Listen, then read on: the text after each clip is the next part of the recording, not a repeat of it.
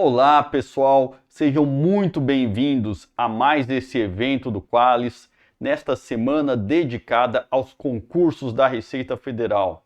Então, estamos todos vivendo, essa expectativa da autorização do concurso depois de muitos anos e logo em seguida a publicação do edital para os cargos de analista tributário e auditor fiscal da Receita Federal do Brasil, na expectativa que sejam muitas vagas e, independente da fase de preparação que cada um esteja, o importante é acelerar os estudos agora, porque como todo mundo sabe, é sempre um concurso com um conteúdo muito vasto, com um nível de exigência alto, então é necessário sempre, essa preparação, que eu digo que é um passo a passo, mas que é necessário, a dedicação, a busca do material certo, fazer muitas questões de provas anteriores, enfim, é uma preparação aí de médio prazo como eu digo, com uma dedicação e concentração muito grande, Deixa eu me apresentar para quem não me conhece, meu nome é Alexandre Ogata. Eu sou auditor fiscal da Receita Federal, dou aulas em cursos preparatórios para concursos públicos e também autor de livros na área de contabilidade. Para esse evento de hoje, eu preparei um material do CPC 28. Esse pronunciamento técnico trata de propriedade para investimento. Então vamos lá. Então, começando aqui. Este é o conceito de propriedade para investimento. É a propriedade, terreno ou edifício, ou parte de edifício, ou ambos, mantida pelo proprietário ou pelo arrendatário como ativo de direito de uso para oferir aluguel ou para valorização do capital ou para ambas, e não para a uso na produção ou fornecimento de bens ou serviços ou para finalidades administrativas, ou venda no curso ordinário do negócio. Então aqui a gente já tem uma série de coisas aqui para a gente chamar a atenção.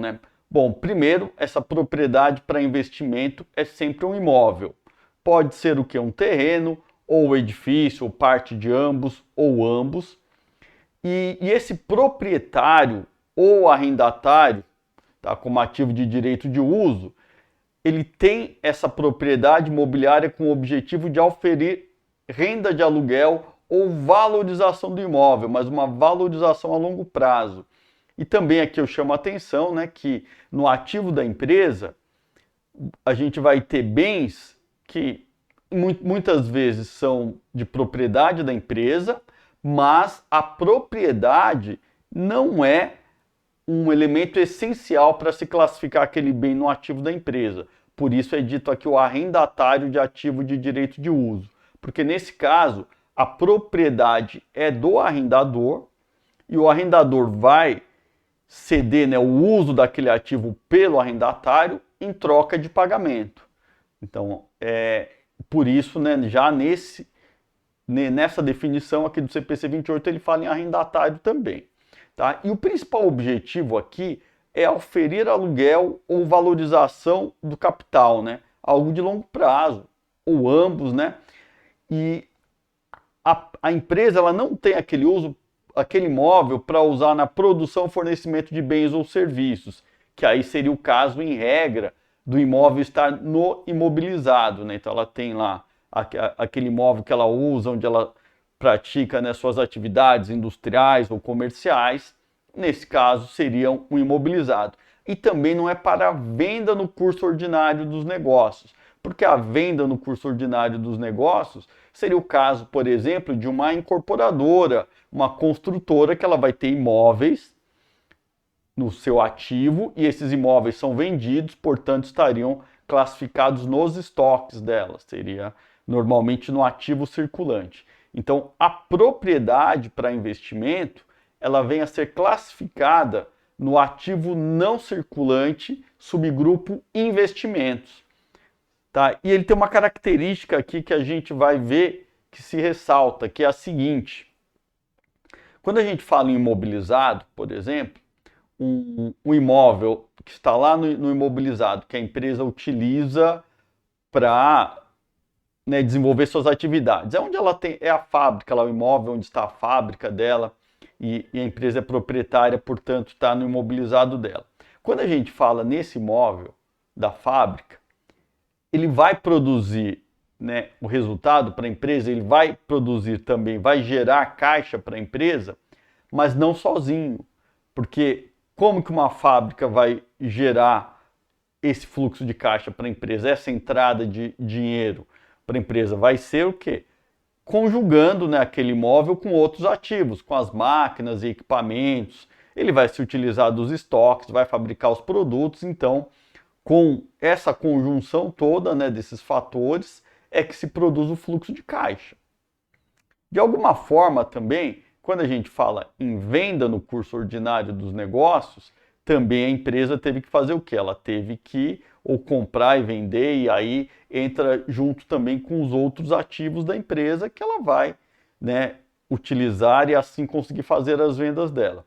Agora, quando a gente fala em propriedade para investimento, ele sozinho vai gerar os fluxos de caixa da empresa. Então, quando uma empresa ela tem uma propriedade para investimento, vamos pensar que a empresa tem imóveis lá, ela tem salas comerciais que ela aluga, cada sala comercial ali vai gerar o quê? A entrada de caixa pela renda de aluguel. Não depende dos outros ativos da empresa.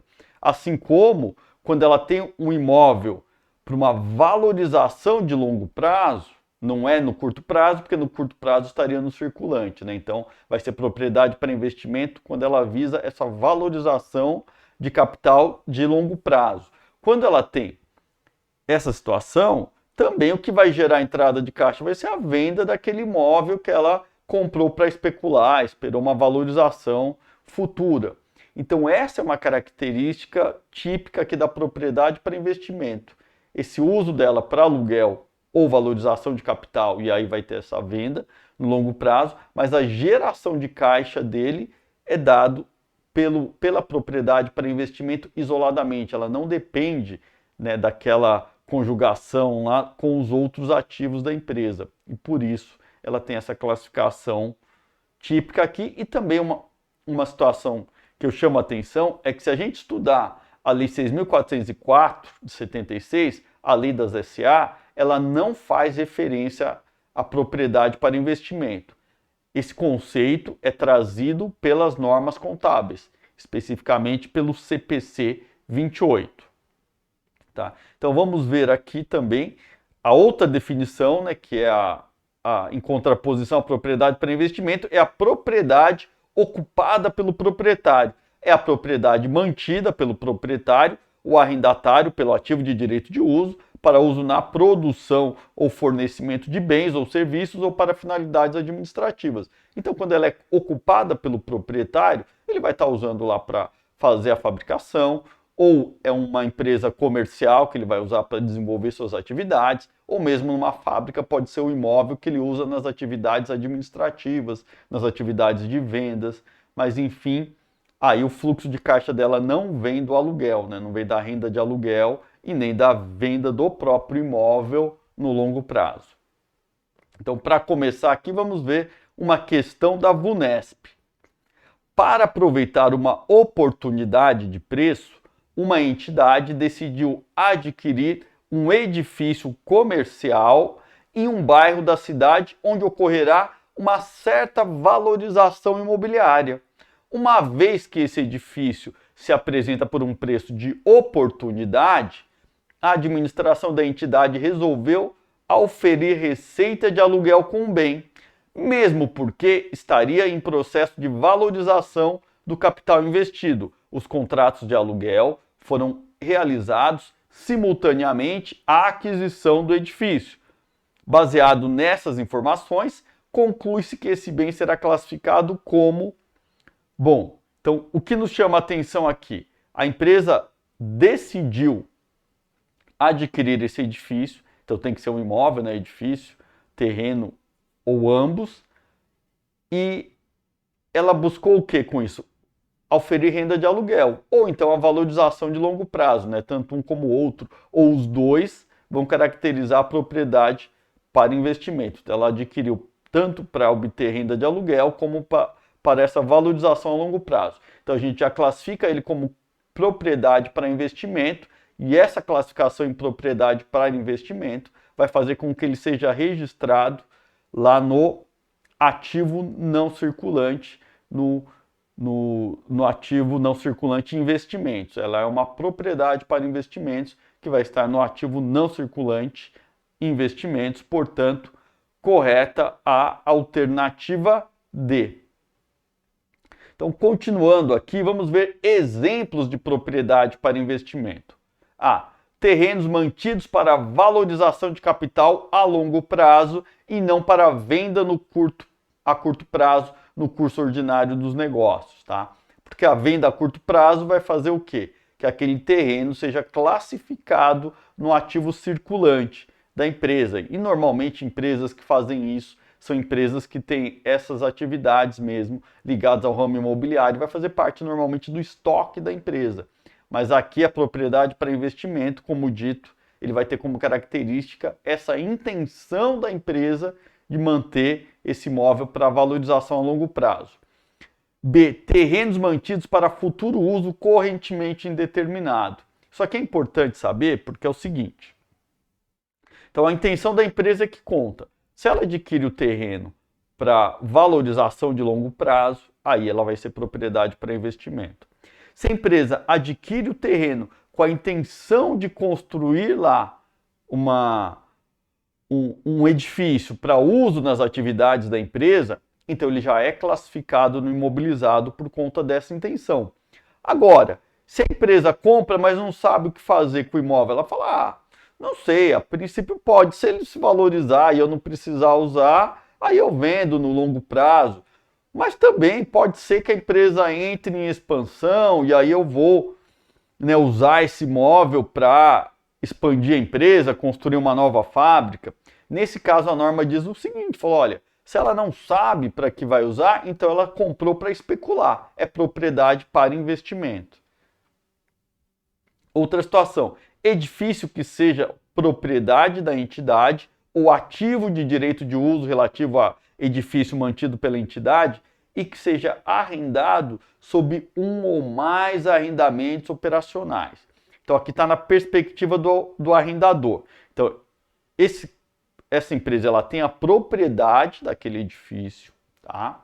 Ou então ela adquiriu esse edifício mediante um arrendamento, tá? E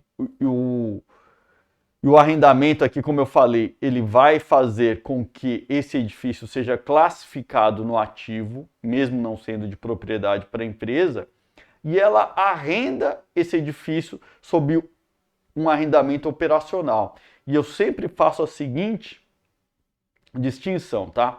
Para o arrendador, o arrendamento pode ser financeiro ou operacional. O arrendador, né, é quem está lá com o prédio, quem tem essa, vamos dizer assim, né, é ele que detém o controle ali e ele está arrendando. Então, o arrendamento operacional, ele é similar a um aluguel, tá? Então, seria aqui, então, um aluguel a gente vê como a propriedade para investimento, que caracteriza ela é se a empresa ela tem aquela propriedade para oferir rendas de aluguel, se ela tiver para oferir rendas de arrendamento operacional é como se fosse um aluguel. Se o arrendador estivesse arrendando essa propriedade com um arrendamento financeiro, aí o arrendamento financeiro ele é similar a um financiamento. Aí ele teria, podemos dizer assim simplificadamente, é como se ele tivesse vendido a propriedade para outro. Isso seria o arrendamento financeiro. Mas no arrendamento operacional é como se ele estivesse alugando, e aí, né, esse aluguel seria uma propriedade para investimento. Um edifício que esteja desocupado, mas mantido para ser arrendado sob um ou mais arrendamentos operacionais. O que acontece é que, né, quem está no ramo imobiliário sabe, né, que muitas vezes aquele prédio fica desocupado por um longo tempo, né? Eu mesmo vejo aqui na na minha cidade mesmo, tem alguns prédios que eles são feitos com determinado uso e que seria, por exemplo, um prédio pelo tamanho dele, pela localização e tudo, às vezes ele seria só apto para ser, né, ocupado, ser alugado por uma empresa grande, uma sede de uma grande empresa ou de um órgão público que vai usá-lo, e às vezes ele fica desocupado por um bom tempo. Então, supondo que a proprietária desse edifício seja uma empresa, ele vai estar desocupado, mas a intenção dela é o quê? É que ele seja arrendado futuramente, né? E aí vai ser um arrendamento operacional, que seria o equivalente a um aluguel, ou muito similar a um aluguel. Tá? E propriedade que esteja sendo construída ou desenvolvida para futura utilização como propriedade para investimento. Então aqui vem também a situação da norma, que ela diz o quê? O que importa é muito a intenção. Então a empresa está construindo para ela ocupar aquele imóvel, é um imobilizado. Mas se a empresa está construindo, por exemplo, um shopping center, o que é o modelo de negócios de um shopping center? A empresa constrói shopping center e depois ela aluga a loja para terceiros. E ela vai oferir renda, né, com o aluguel dessas lojas. Então, nesse caso, enquanto ela está sendo construída, essa unidade está sendo construída, mesmo assim ela já é considerada uma propriedade para investimento, já que a finalidade é depois alugar aquela propriedade, né? Então, uma empresa administradora de shopping, que é dona de shopping, esses shoppings vão estar lá classificados para ela como propriedade para investimento, tá? Não vai confundir, achar, não, mas a atividade principal dela é shopping center, é uma administradora de shopping. Então, aqueles imóveis do shopping center vai estar no imobilizado? Não, não vai estar no imobilizado. Para que ela tem aquele imóvel do shopping? Para oferir renda de aluguel. Então, vai ser classificado como propriedade para investimento.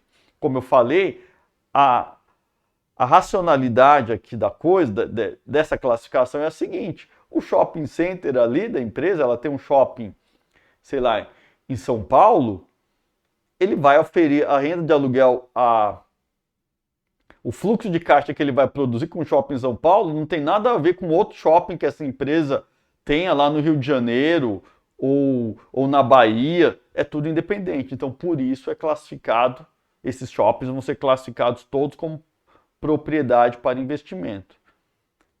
Então, agora vamos ver exemplos de itens que não são propriedades para investimento. Agora, o que a gente vai ver que não é, tá? Uma propriedade destinada à venda no decurso ordinário das atividades ou em vias de construção ou desenvolvimento para tal venda, como, por exemplo, propriedade adquirida exclusivamente com vista à alienação subsequente no futuro próximo ou para desenvolvimento e revenda. Então aqui a gente vê, como eu falei, que ele vai estar no ativo circulante e não no investimentos. Por quê?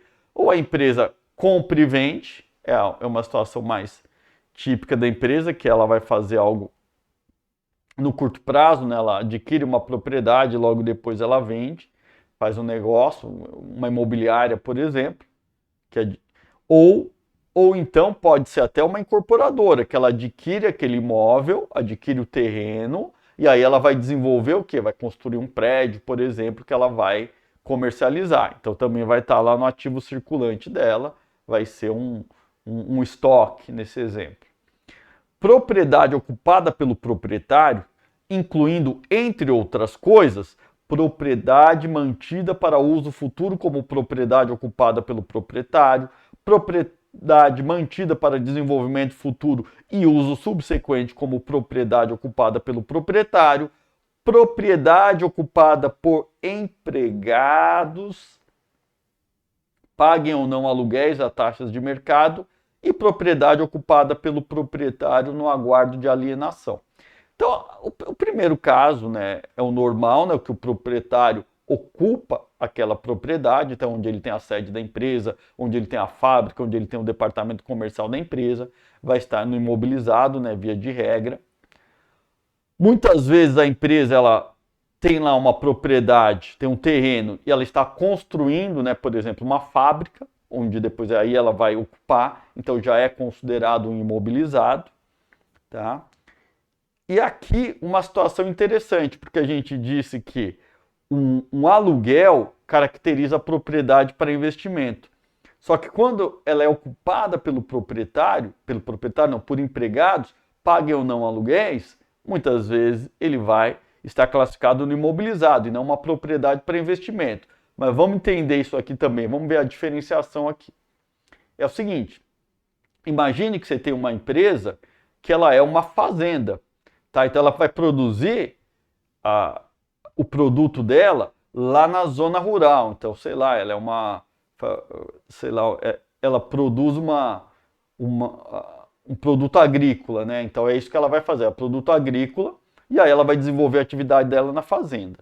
Só que para isso, ela vai precisar dos empregados, e se os empregados morarem na cidade, pode ser que ele tenha muita dificuldade para chegar até o trabalho. Então o que a empresa pode fazer? Ela vai construir imóveis lá na propriedade dela, né, para que os empregados ocupem. E pagando ou não aluguel, não importa, tá? Mesmo pagando aluguel a valores de mercado, ainda assim ele é considerado imobilizado, porque a empresa ela não tem aquelas propriedades, aquelas casas, com o intuito de ganhar dinheiro com aluguel. Qual que é o intuito dela? Qual que é o objetivo da empresa? É poder ter os empregados ali perto para poder desenvolver melhor a atividade dela. E aí a gente vai ter vários exemplos, né? Às vezes a gente tem canteiros de obra. Imagina as empresas que estavam construindo uma hidrelétrica lá na região norte, no Amazonas, numa região lá que na época não estava, né, com uma disponibilidade tão grande assim de casas, não era tão ocupada assim, uma região não era urbana, né, afastado. O que essas empresas tiveram que fazer? Construíram, né, as casas para que os trabalhadores pudessem ficar lá. Então, também vai ser o quê? Vai fazer parte do imobilizado e não e não uma propriedade para investimento, que não era o objetivo, não era oferir renda de aluguel. E também propriedade ocupada pelo proprietário no aguardo de alienação, porque aqui a gente vai ter lá o CPC 31, que vai falar de ativo não circulante mantido para venda. O que acontece? Muitas vezes a empresa ela tem lá um imobilizado, ela ocupa aquele imóvel, mas ela pretende vender, de repente ela vai para um outro lugar, né?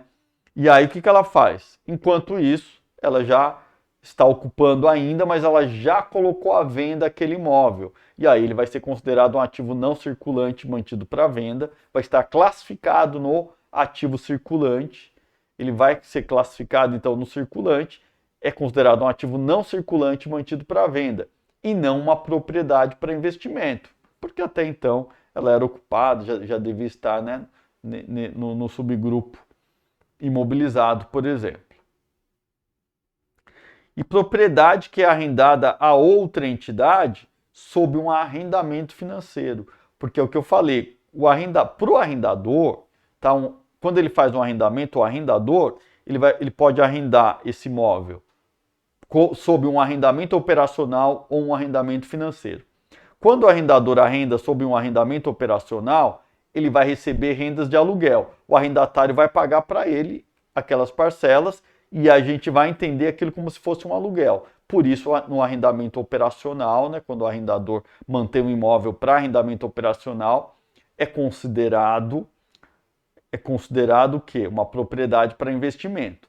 Agora, quando o arrendador arrenda esse imóvel sob um arrendamento financeiro, eu falei, é similar a uma venda financiada. Na verdade, ele vendeu e concedeu o financiamento. E por que ele faz sob um arrendamento financeiro? Porque é mais fácil para ele retomar, no caso, tá, do adquirente não pagar. Porque quando ele faz uma venda comum, não é fácil ele retomar. Essa retomada ali, nem sempre ele vai ter o processo judicial é mais moroso para ele conseguir retomar a propriedade, para conseguir fazer a execução. Agora, num arrendamento, ele ainda formalmente detém a propriedade daquele imóvel. O arrendador ainda é proprietário. Formalmente, se o arrendatário deixar de pagar as parcelas, ele consegue retomar, porque houve ali o quê? Uma quebra de contrato de um imóvel cuja propriedade ainda é do arrendador. Então, o arrendamento financeiro é como se fosse uma venda financiada. Então, nesse caso, ele não vai ser considerado uma propriedade para investimento, tá, do arrendador. Vamos ver mais uma questão aqui para ficar mais claro. Assinale a alternativa que apresenta um exemplo de propriedade para investimentos conforme previsto em norma contábil específica. Alternativa A, aquisição de uma nova fábrica objetivando o aumento da capacidade produtiva e da lucratividade. Aqui o que ele vai ser? Vai estar no imobilizado, né? Quando ele adquire uma nova fábrica para aumentar, né, a capacidade produtiva, a empresa vai utilizar nas suas atividades. Vai ser uma propriedade ocupada pelo proprietário lá no imobilizado normalmente.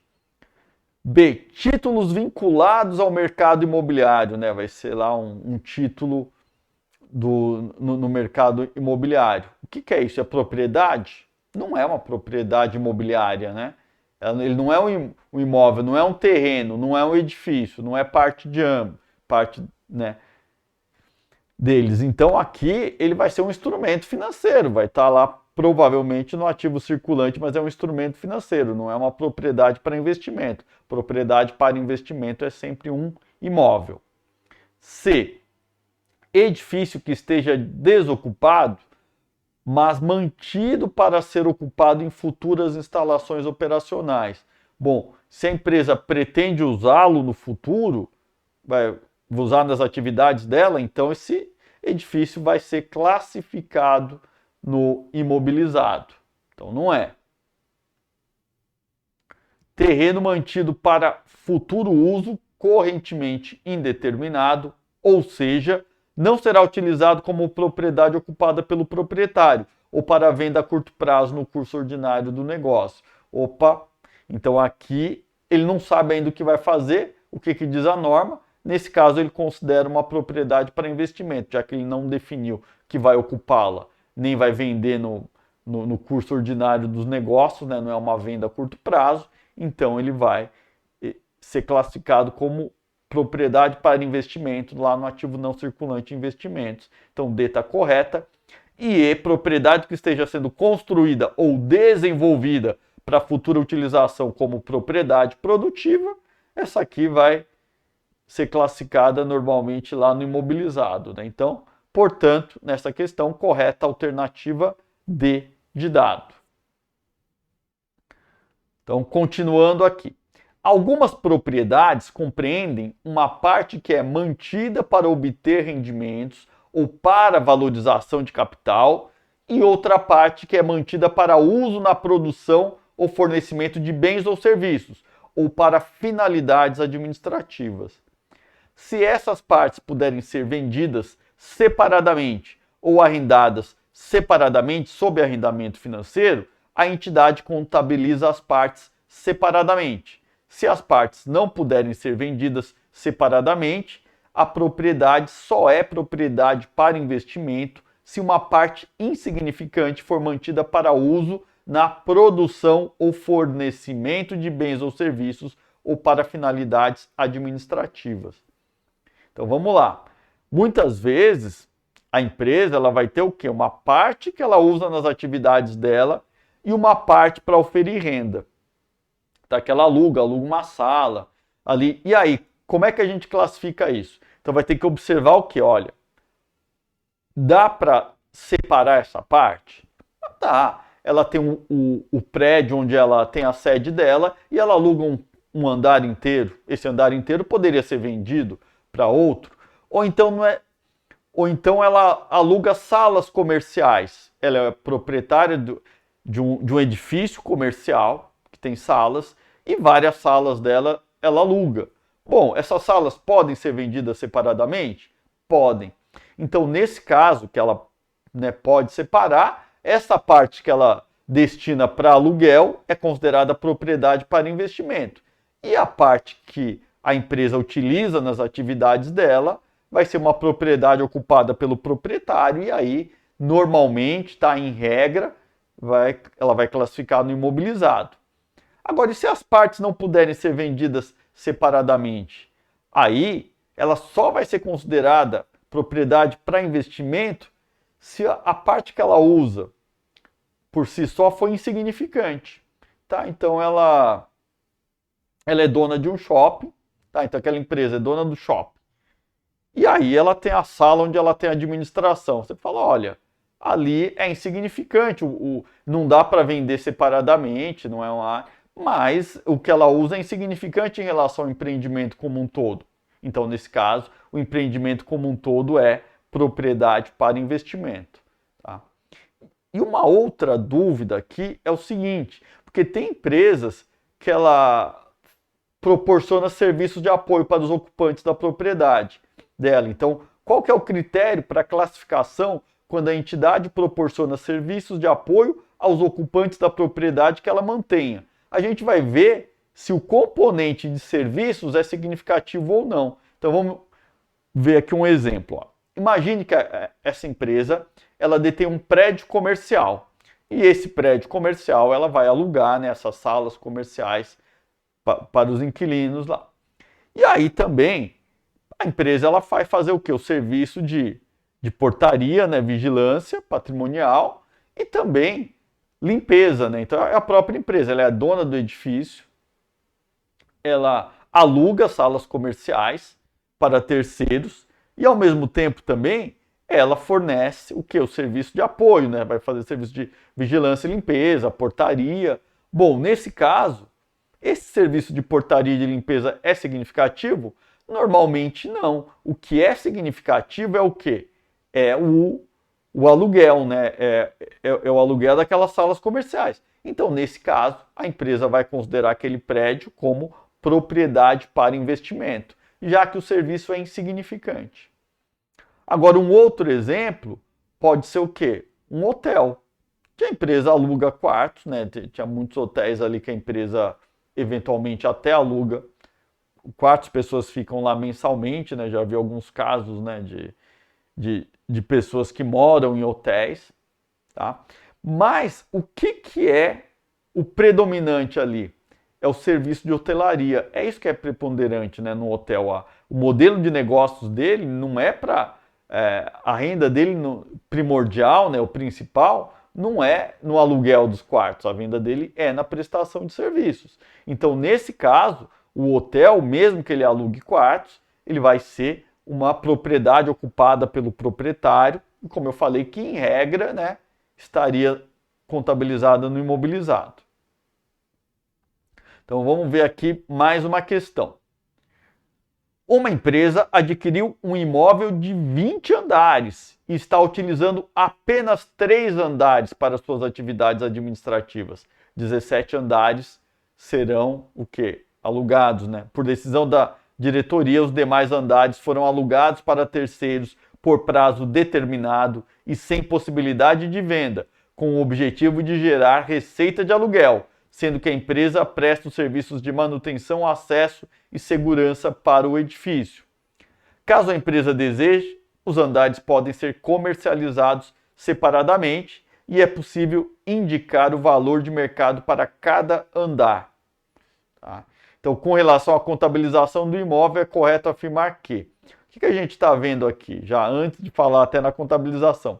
3 andares da empresa, ela usa, 17 ela aluga. E esses 17 andares podem ser vendidos separadamente. Então aqui vai ser aquele caso que a empresa vai desdobrar, né?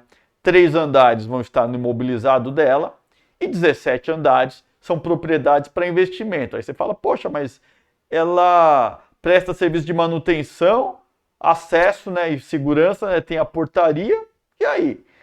É o que a gente viu, né? Isso aqui, esses serviços são acessórios, não são preponderantes. O preponderante ali é a receita de aluguel.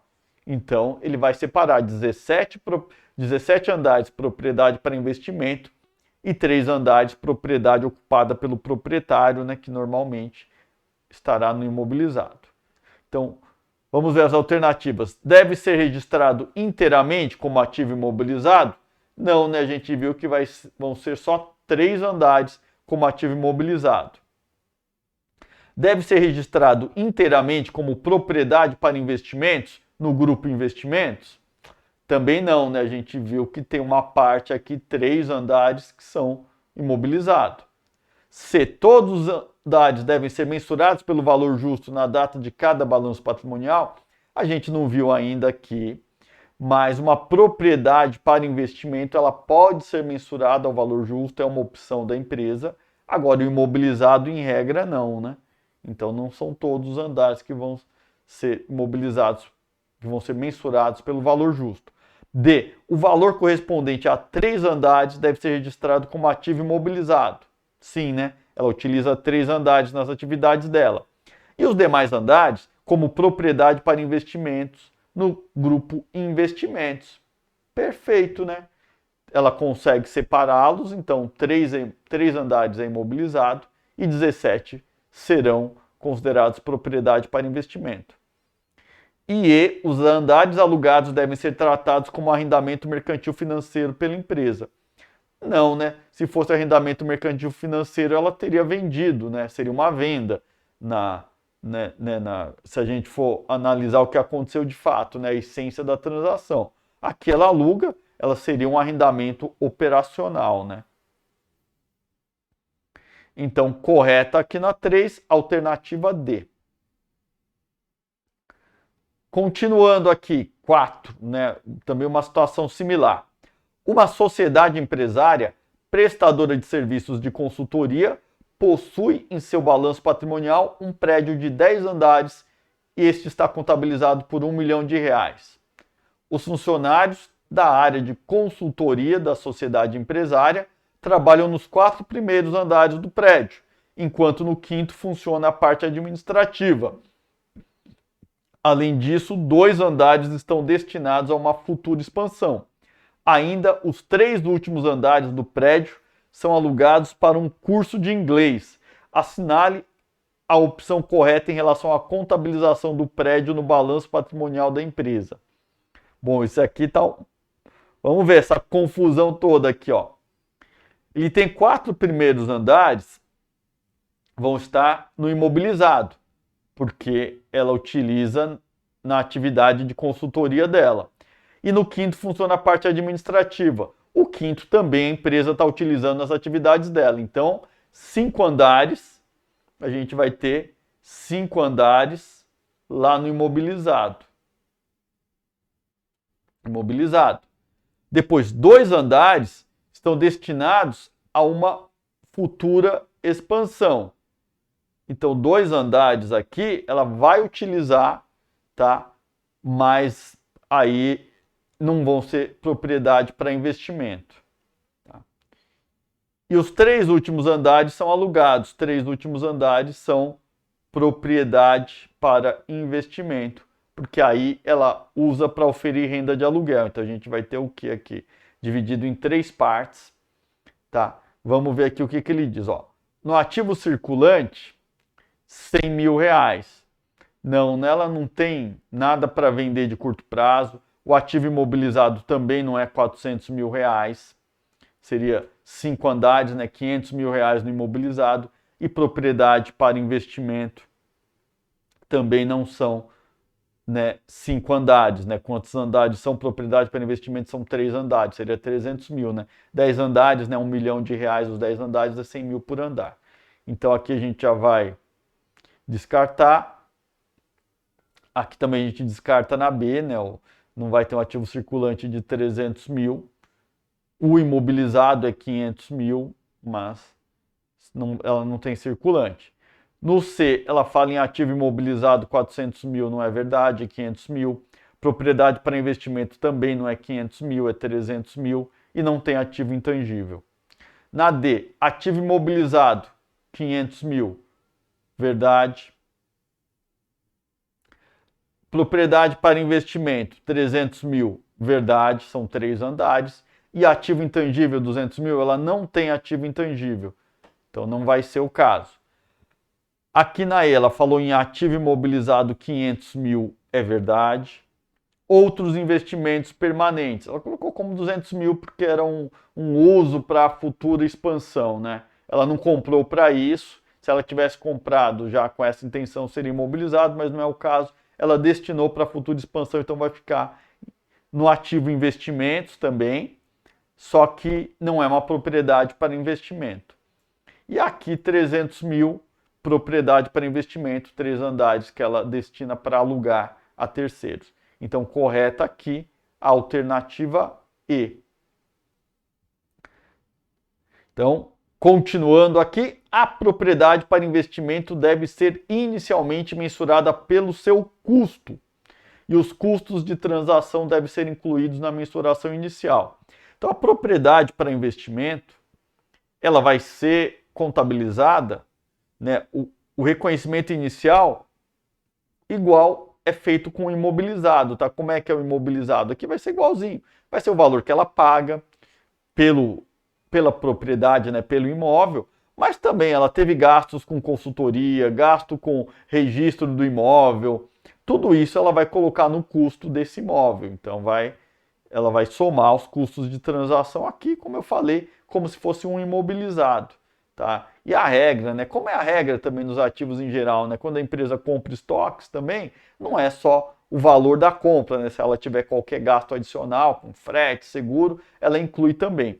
Então aqui a mesma coisa, né? Os ativos em geral vão ter esse tratamento. Então aqui na propriedade para investimento ela vai contabilizar nesses custos de transação, gasto com consultoria, com registro, etc.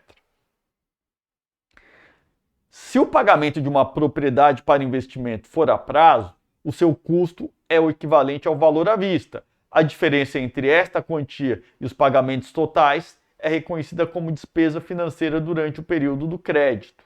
Então aqui também é um critério que é o normal, né, para os ativos em geral, que se ele pagou, tá, ele vai pagar a prazo, então ela vai ter juros ali.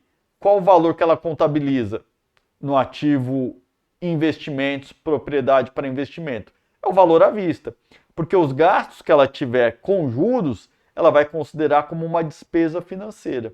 Tá? Então ela vai pagar 1 milhão e 100 no total, mas o imóvel vale 1 milhão à vista, 100 mil é juros, então 1 milhão ela classifica como propriedade para investimentos, no ativo não circulante investimentos, 1 milhão, e 100 mil ela, conforme o tempo passe, né, ela vai contabilizar como despesa de juros. Regra geral, a entidade deve escolher como sua política contábil ou o método do valor justo ou o método do custo e deve aplicar essa política a todas as suas propriedades para investimento. Aqui, a norma já está falando no momento posterior. Então, no momento que ela reconhece, que ela adquire a propriedade para investimento, a gente viu que é um tratamento similar ao de um ativo imobilizado. Agora, e como ela vai fazer em cada balanço, a cada final de exercício? Aí a entidade vai escolher, ela vai usar o método do valor justo ou o método de custo. E vai aplicar esse método para todas as propriedades para investimento. Tá? Então, no método do valor justo, o ganho ou a perda resultante da alteração no valor justo da propriedade para investimento deve ser reconhecido no resultado do período. Porque no valor justo, né, ele vai alterar, né, conforme o valor de mercado, conforme esse valor justo. Então imagina, eu tenho lá, a empresa tem as propriedades lá, tem lá os vários shopping centers, né, que é a propriedade para investimento. Aí ele tem um valor, naquele imóvel tem um valor, aí está valorizando o imóvel, ele vai aumentar o valor, né, no balanço, ele vai, né, debitar o valor lá da propriedade para investimento, que aumentou, e creditar uma receita. Ah, veio uma pandemia, derrubou o valor dos imóveis, inclusive o valor dos imóveis do shopping. O que vai acontecer? Na data do final de exercício, né, na data do balanço, o imóvel perdeu valor, propriedade para investimento, ele vai então creditar a propriedade para investimento, né, que diminuiu de valor, e em contrapartida ele vai debitar no resultado, né, uma despesa com essa desvalorização. Esse é o método do valor justo. Tá? Então ele vai alterar, né, conforme essas alterações no valor justo na data do balanço. E ao se determinar o valor justo da propriedade para investimento, não deve ser computado duplamente ativos ou passivos que sejam registrados separadamente, como, por exemplo, equipamentos imobiliários. Então também não. Um shopping, ele tem o quê? Qual que é o valor do imóvel? É o valor com escada rolante, né? Se o shopping tem vários pavimentos, ele não vai poder vender o shopping sem escada rolante. Então ele tem que tomar cuidado para não contabilizar duplamente, né? Porque quando a gente tem um imobilizado, como que é feito? Você contabiliza o edifício, né? O terreno, o edifício, depois os equipamentos, né? A escada rolante, elevador e tal. Agora, que você está determinando o valor justo, como que é um imóvel desse? Ele não é vendido separadamente, a escada rolante do elevador, ele é avaliado como um todo. Então, aquele vai ter que tomar cuidado, não vai contabilizar duplamente, né? Então, ele vai ter o valor justo do imóvel como um todo. Assim como também, certas salas comerciais, você aluga ela mobiliada, e o valor dela já é mobiliado, então ele vai ter que contabilizar esse valor justo com o imóvel mobiliado. Agora, se a avaliação não é, né, ele mobiliado, aí ele avaliaria separadamente, mas ele tem que tomar cuidado com isso para não duplicar. E o método de custo, o que é? Então, o valor justo não é uma obrigatoriedade, a empresa escolhe se ela vai avaliar suas propriedades para investimento a custo ou a valor justo. Tá? Então, a gente viu que o valor justo ela determina e as contrapartidas são no resultado. E já no método de custo, o que vai acontecer? Após o reconhecimento inicial, ela vai mensurar a propriedade para investimento de um jeito. Pode ser o quê? De acordo com o CPC 31, ativo não circulante mantido para venda e operação descontinuada, se atender aos critérios para ser classificado como mantido para venda ou está em grupo para alienação que seja classificado como mantido para venda. Porque o que acontece? O objetivo dela não é a venda a longo prazo, pode ser que ela está avaliando, naquele momento ela já entende que teve essa valorização de longo prazo, a valorização de capital já ocorreu, e a empresa quer vender o imóvel. Aí a gente tem um pronunciamento técnico, CPC 31, que vai dizer, olha, nesse momento que ela já decidiu, já está aprovado a venda, ela espera concluir a venda no curto prazo, ou seja, em até um ano, ela já pode ser vendida nas condições de que ela está, ela já está procurando, né, o vendedor, ela vai é só achar o vendedor que vai pagar, né, tá lá o valor de mercado, tudo. Então, nesse caso, ela vai ser classificada lá no ativo circulante, como um ativo não circulante mantido para venda, e aí tem um tratamento. Se for esse o caso, ela vai usar então esse tratamento do CPC 31, que ela é avaliada a valor justo, ou valor contábil até então feito, dos dois o menor, vai cessar a depreciação da propriedade, mas enfim, esse é um jeito. Uma outra forma, essa propriedade para investimento, a entidade pode ter obtido ela através de um arrendamento, e aí, se for o caso, se ela obteve através de um arrendamento, né, e depois ela está alugando, enfim, ele vai ser utilizado de acordo com o CPC 06, que é o que trata de arrendamentos, tá? E também desde que seja o quê? Ela está utilizando, né, aquele ativo lá que foi arrendado, mas ele não é um ativo não circulante mantido para venda, porque se for ativo não circulante mantido para venda, ela já colocou a venda, aí ela vai ter que usar o CPC 31. E C, que é o caso mais comum, que é de acordo com os requisitos do CPC 27. O que é o CPC 27? É o que trata de ativo imobilizado, tá? Então, para o modelo do custo em todos os outros casos. Então, em regra, na verdade, é o C que a empresa vai usar, a maioria dos casos ela está usando. Ela vai tratar como imobilizado, CPC 27. Ah, mas e se ele tiver arrendado? E não está, mas também não está tratado como, classificado como mantido para venda. Aí vai usar o CPC 06 de arrendamentos. Ah, e se ela já colocou aquela propriedade para investimento à venda, já cumpre os requisitos do CPC 31. Aí ela vai seguir o CPC 31. E também importante o pronunciamento do CPC 28 exige que todas as entidades determinem o valor justo de propriedades para investimento, para a finalidade de mensuração, se a entidade usar o método do valor justo, ou de divulgação, se usar o método do custo. Então, quando a empresa tem propriedades para investimento, ela sempre vai ter que determinar o valor justo dela. Tanto pelo caso de que ela optou por avaliar as propriedades para investimento a valor justo, aí ela vai precisar do valor justo para mensurar, porque é o valor que ela vai reconhecer no balanço. Não, mas ela escolheu o custo. Mesmo ela escolhendo o custo, e aí ela vai usar, né, ou o CPC 06, ou o CPC 27, ou o CPC 31, mas ainda assim ela tem que determinar valor justo para divulgar. Ela vai colocar lá nas notas explicativas qual é o valor justo das propriedades para investimento da empresa.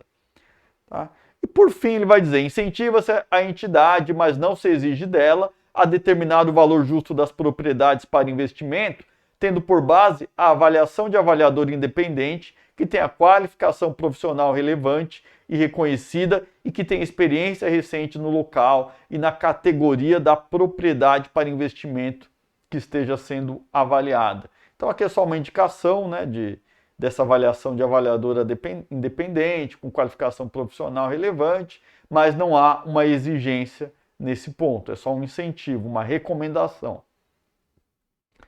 E para finalizar, vamos ver aqui a última questão, uma questão 5 da Carlos Chagas.